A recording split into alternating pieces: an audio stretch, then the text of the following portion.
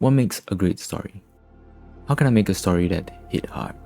Someone I knew once said that great stories come from experience, and those stories are the ones that make people feel something.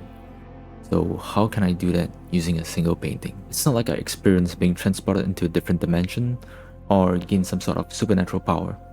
But can you imagine things like that and go, that sounds exciting or sounds terrifying? Well, those emotions are like reactions to certain experiences. Everyone is a natural storyteller. We associate stories through what we feel around an experience. Even the fantastical ones are inspired by real feelings. So I want to convey or evoke certain emotions to viewers. How do I do that? Using these storytelling elements. Am I communicating through the props or objects? What can you tell about this refrigerator? The discoloration that tells us where people grab it? The magnets on the fridge suggesting a family lives here? Or through symbols, the meaning behind icons and what they represent? Or even colors and how they are branded psychologically? Symbols for the restroom is almost recognizable anywhere you travel. Red could mean power or anger. Warning sign telling us it's hazardous. These are recognizable because of our experience. You could even tell a story through the environment.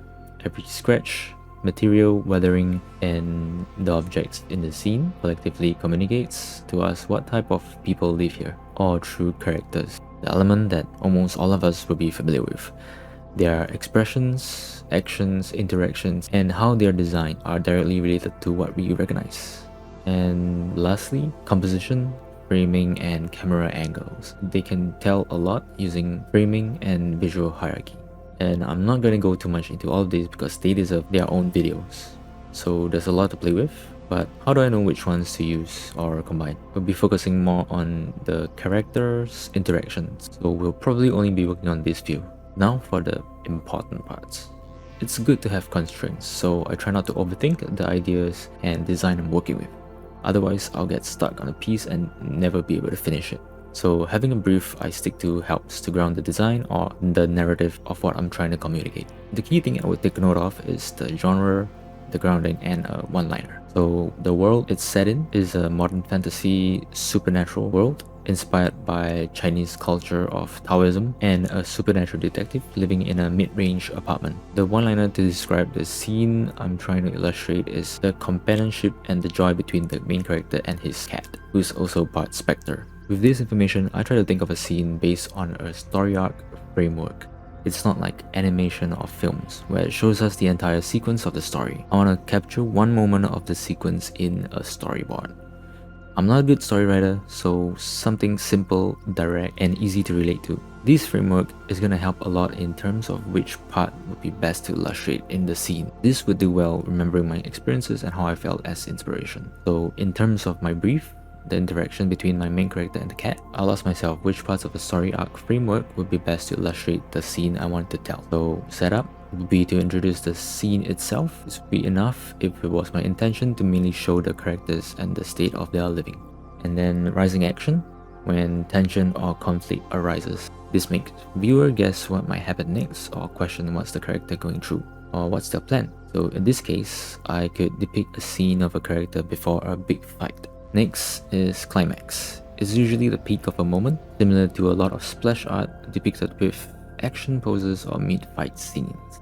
And lastly, resolution, where a story goes into its calmness, showing the aftermath of the climax.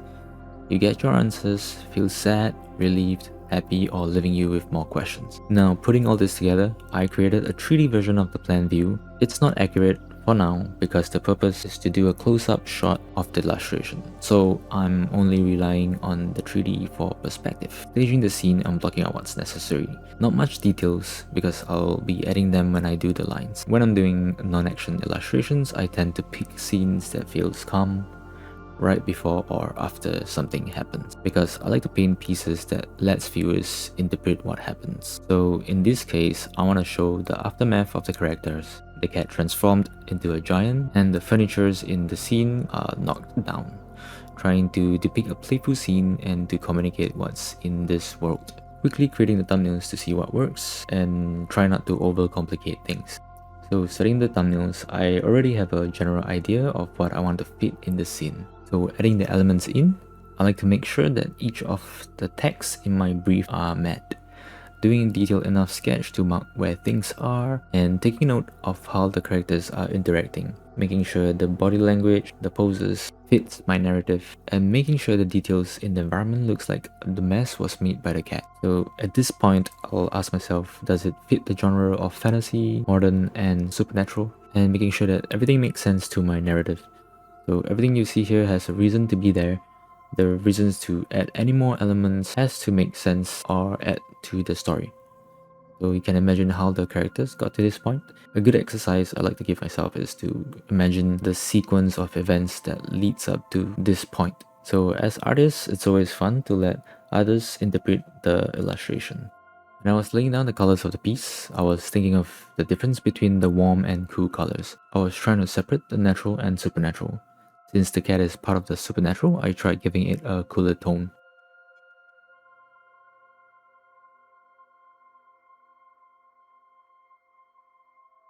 So all that's left is to make it presentable, polished, and print ready with the colors, further bringing in the warm, cozy mood with an overall cohesive vibe and framing up the piece. Okay, it's small tweaks and experimentation at this stage, so I'm making sure that my focal point has contrast and the overall composition has visual hierarchy and flow. Thank you so much for watching. If you enjoyed this and want to see more as I keep learning, subscribing and thumbs up would really mean a lot. It also helps me keep making videos like this.